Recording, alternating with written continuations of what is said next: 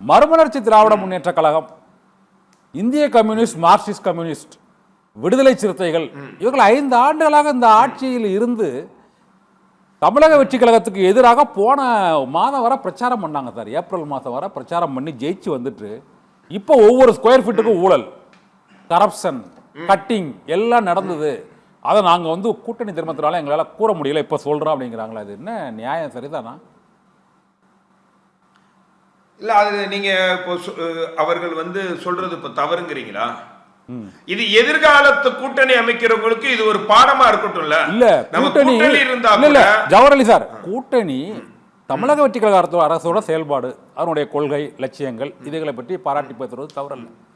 ஆனால் கடந்த 5 ஆண்டுகளும் முழுமையாக கட்டிங், கரப்ஷன், ஊழல் தான் நடந்தது. இப்போ நாங்கள் உணர்ந்து திடீர்னு வெளியில் வந்துட்டோம்.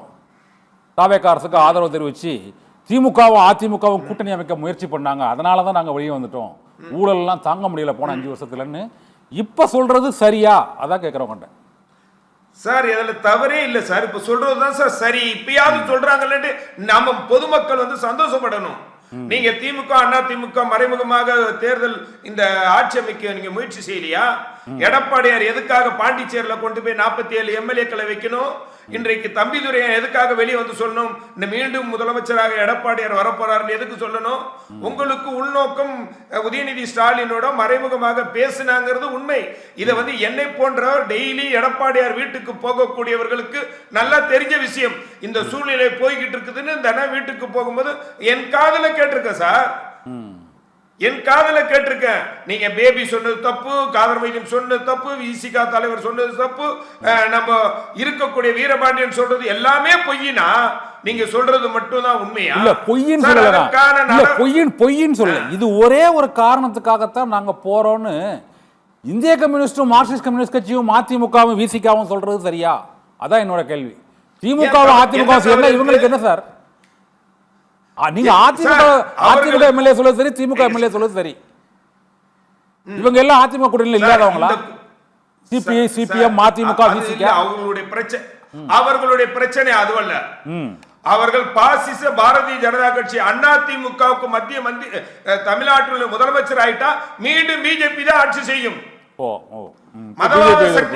மதவாத சக்திகளை எதிர்க்கக்கூடியதுதான் இந்த கம்யூனிஸ்டுகளாக இருக்கட்டும், விடுதலை சிறுத்தைகளாக இருக்கட்டும். கடந்த காலத்தில் அதிமுக ஆட்சி காலத்தில் யார் ஆட்சி செய்தது? பிஜேபி ஆட்சி செய்ததா இல்லையா? பிஜேபி கொண்டு வந்த எல்லா சட்டங்களையும் திட்டங்களையும் ஆதரிச்சு ஓட்டு இல்ல ஜவஹர்லால் நீங்க சொல்லுங்க, அது நீ கரெக்ட். நீங்க அவங்க சொல்றது பிஜேபி எதிர்ப்புனால அங்க இருந்தோம், இப்போ பிஜேபி எதிர்ப்பதா அவங்க விஜய் அத சொன்னா ஓகே. ஆனாலும் அதிமுகவும் திமுகவும் சேர்ந்ததுதான் என்னால ஜீரணிக்கவே முடியல. இவங்க வெளில போலாங்க. சரி, உங்க முதல் கட்ட கருத்தை எடுத்துக்கிறேன். ராமசேவன் வர இல்ல ராமசேவன் சொல்றாரு. ராமசேவன் வர அதிமுக உருவாக்கப்பட்டது எதுக்காக? மதிமுக உருவாக்கப்பட்டது எதற்காக? இல்ல இல்ல ஜவஹர்லால் சார், மதிமுக உருவாக்கப்பட்டது எதற்காக? எதற்காக? திமுக எதிர்த்து. இப்ப எங்க இருந்தார் அவரு 5 வருஷமா? சார், நீங்க நான் வைகோவுக்காக பேசல. வைகோ வந்து வாடகை வாய் மாதிரி மாறி மாறி பேசுவார். அதை பத்தி எனக்கு தேவையில்லை. நான் பொதுவான கருத்தை சொல்றேன். எதிர்கட்சியா ஒரு கூட்டணியில் இருக்கும்போது அவங்க பேசல. நான் போன்றவர்கள் அதிமுக இருந்ததுனால நீங்க பேசல. ஏன் பேசலன்னா வெளியே வந்துட்டோம், பேசுறோம். அதுல என்ன தவறு இருக்கிறோம்? இப்பயாவது பேசுறோம் என்று மக்கள் சந்தோஷப்படுறாங்க. ஜவஹர்லி பேசுறது தவறு சொல்ல. இல்ல ஜவஹர்லி பேசுறது தவறு சொல்ல. இவங்க 5 ஆண்டுகள்ல ஆட்சியில எல்லா பங்குகளையும் வகித்து விட்டு இப்போ இன்னொரு ஆட்சி வந்தோடனே எங்களுக்கு பதவி வேணும், எம்எல்ஏ பதவி வேணும், பணம் வேணும், அதிகாரம் வேணும், நான் போறேன்னு சொல்லிட்டு போதை விட்டுட்டு அதிமுகவும் திமுகவும் இணையுது. அதனால எங்களுக்கு ரொம்ப மனசு கஷ்டமா இருக்கு, நாங்க போறோம் அப்படிங்கறத ஏத்துக்க முடியல. சரி, ராமசாமி சார் போயிட்டு வரேன். ஜவஹர்லி சார், இந்திய நாட்டு அரசியல் வரலாறு என்பது இப்படிதான். எல்லா கட்சிகளும் ஒரு நிலைப்பாடு எடுத்து மாறி மாறி கூட்டணி வைப்பாங்க. கூட்டணி மாறும் போது அவர்கள் எதிரான கருத்துக்களை வைக்கிறது தப்பு இல்ல. அது தப்பு இல்ல. ஒரு 10 நாள் வச்சுதான் கொஞ்சம் நெருடலா இருந்தது. ராமசேவன் சார், இப்போதைக்கு கடந்த ஆட்சியில வந்து இப்போ ஜவஹர்லி சார் சொன்னதை உங்கள்கிட்ட கேட்குறேன், நீங்களும் கேட்டுட்டு இருந்திருப்பீங்க. கடந்த ஆட்சியில் அதிமுகவின் முன்னாள் அமைச்சர்கள் மீது, ஊழல் செய்த அமைச்சர்கள் மீது எந்த நடவடிக்கையும் எடுக்கவில்லை. மறைமுக உடன்பாடு அதிமுகவின் முன்னாள் அமைச்சர்களிடம் இருந்தது. இப்போது முதலமைச்சர் விஜய் திமுகவின் முன்னாள் அமைச்சர்கள் செந்தில் பாலாஜி, ஏவாவேலு, எஸ் சிவசங்கர் மற்றும் இன்று அனிதா ராதாகிருஷ்ணன் உள்ளிட்டோர் மீது வழக்கு பதிவு செய்து கைது செய்வது சரியான நடவடிக்கை தான் என்று ஜவஹர்லி கூறுகிறார். நீங்க என்ன சொல்றீங்க? அதாவது கடந்த 5 ஆண்டுகளில் திமுகவுக்கும் அதிமுகவுக்கும் எந்த கள்ள உறவோ பின்பக்க கதவு மூலமான கொள்ளை போன உறவோ கிடையாது. ஏன் வழக்கு போடல? திமுக ஏன் கைது பண்ணல? அவர் பேசுறது கேட்கல. இல்ல ஜவஹர்லால் சார் இருங்க, நான் கேட்கிறேன். வழக்கு கைதே இல்லையே சார். கொடநாடு கொலை ஊழல் வழக்கில் இருந்து எஸ்பி வேலுமணி உள்ளிட்ட அமைச்சர்கள், விஜயபாஸ்கர் உள்ளிட்ட அமைச்சர்கள் மீது வழக்கே போடலையா? அதான் நேற்று விஜயபாஸ்கர் மாமல்ல அவர்கள் போய் இறங்கி சேர்ந்துட்டாரு தாவேக்கல போய். கடந்த 5 ஆண்டுகள்ல என்ன சங்கடம் இருந்ததுன்னா, ஆளுநர் அவர்கள் ஊழல் வழக்குகளுக்கு சாங்ஷன் கொடுப்பதில் காலதாமதப்படுத்தினார். RN ரவி திமுக அரசுக்கு ஒத்துழைப்பு கொடுக்கவில்லை. எத்தனையோ முறை திமுக அரசு RN ரவிக்கு கடிதம் எழுதியும் எந்த பயனும் இல்லை. 4.5 ஆண்டுகள் கிட்டத்தட்ட திமுக ஆட்சியிலே RN ரவி ஆளுநராக இருந்து திமுக ஆட்சியை செயல்பட விடாமல் என்னென்ன செய்ய முடியுமோ அதையெல்லாம் தடுத்து கொண்டிருந்தார். மசோதாக்களுக்கு அனுமதி கொடுப்பதில்லை, கிடப்பில் போடுவது. திமுக வேறு வழி இல்லாமல் உச்ச நீதிமன்றத்தை நாடி உச்ச நீதிமன்றத்திலே ஒரு உத்தரவு பெற்று மசோதாக்கள் டீம்டு டு பி இவன் அசென்ட் என்று உத்தரவு வாங்கக்கூடிய ஒரு சூழலிலே இருந்தது. இது போல இன்னும் பார்க்க வேண்டும் என்றால், முன்னாள் அதிமுக அமைச்சர்கள் மீது நாங்கள் அனுமதி கோரிய போதெல்லாம் அதற்கு உரிய காலத்திலே அனுமதி கொடுக்கவில்லை. அதனால் எங்களால் திமுகவால் எந்த நடவடிக்கையும் உரிய காலத்தில் எடுக்கவில்லையே ஒழிய அதிமுகவுக்கும் திமுகவுக்கும் எந்த காலத்திலும் எந்த உறவு, நல்ல உறவோ கள்ள உறவோ கிடையாது. எங்களை பொறுத்தவரை அதிமுக எதிரி கட்சி தான். அதை நாங்கள் ஆதரிக்க வேண்டிய அவசியம் எங்களுக்கு இல்லை.